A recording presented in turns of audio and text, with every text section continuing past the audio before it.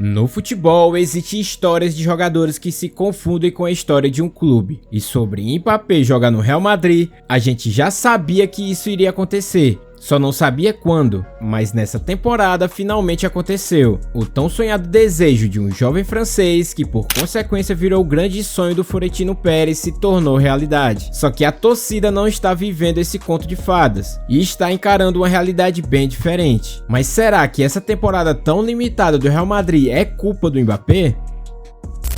A temporada 2024-2025 foi sem dúvida uma das mais dolorosas na história recente do Real Madrid.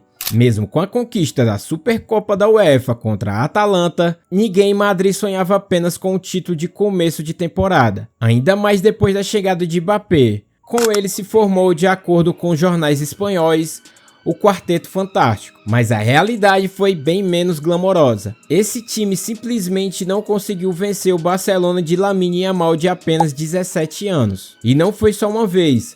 O Real Madrid perdeu 3 títulos diretamente para o Barça. Começou pela Supercopa da Espanha com a goleada de 5-2.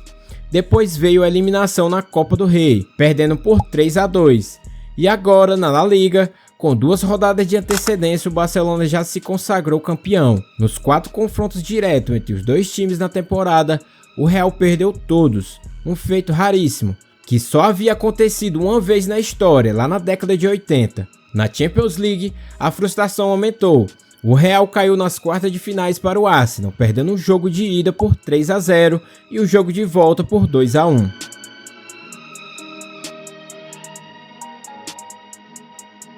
A chegada do Mbappé no Real Madrid talvez seja um dos menores problemas da temporada, mas vamos analisar friamente o desempenho dele dentro de campo. O francês foi contratado para ser o homem-gol da equipe, e nisso ele está entregando.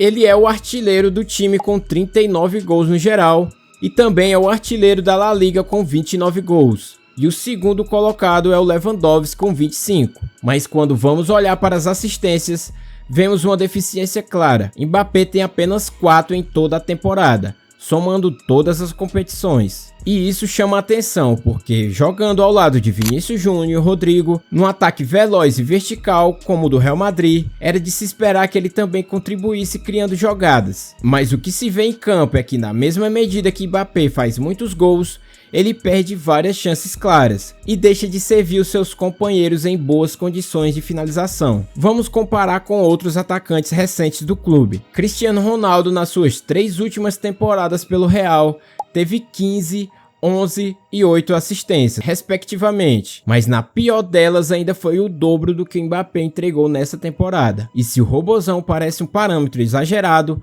pense no Benzema. Na temporada 2021-2022, quando foi eleito o melhor jogador do mundo, ele fez 44 gols e 15 assistências.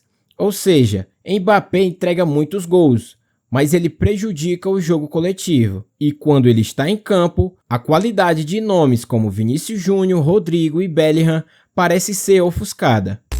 O clube enfrentou vários problemas nessa temporada, e na minha visão, o principal deles foi a carência defensiva. Começando pelo maior desfalque foi Carvajal. O lateral direito se lesionou logo no início da temporada, e o reserva imediato era Lucas Vázquez, que acumulou uma sequência de atuações deprimentes na posição. Já indo para a zaga, a dupla titular era Militão e Alaba, que também se machucou. O Rudiger entrou e deu conta do recado.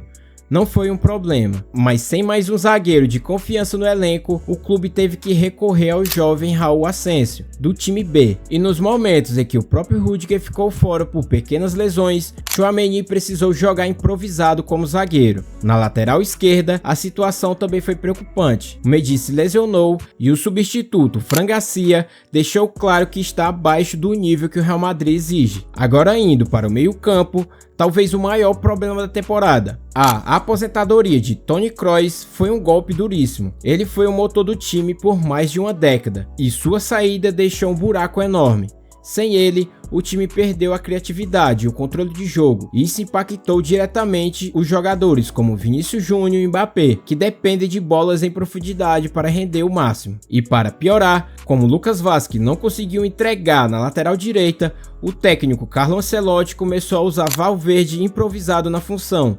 Resultado, o time perdeu um dos seus melhores meio-campistas e o mais importante, que faz a diferença tanto na construção como na marcação. Mas não pense que tudo isso foi inesperado. O Ancelotti viu os problemas chegando de longe e pediu reforços.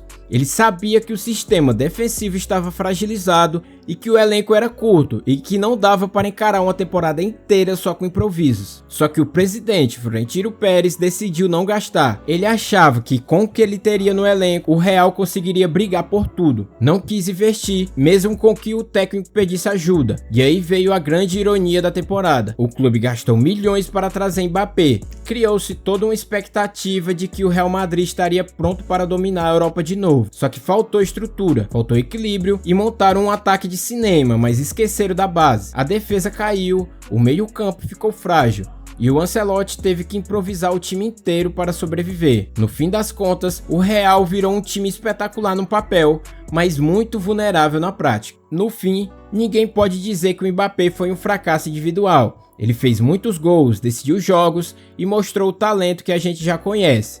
Mas o futebol não é só isso. O futebol é um conjunto. E nessa temporada, o Real se perdeu justamente aí, no coletivo. Montaram um time para brilhar no marketing, mas esqueceram de que quem ganha campeonato é um time equilibrado, com elenco forte, com opções e com base sólida. Agora eu quero saber, você acha que o Mbappé ainda irá brilhar pelo Real Madrid? Deixe sua opinião nos comentários. Até a próxima.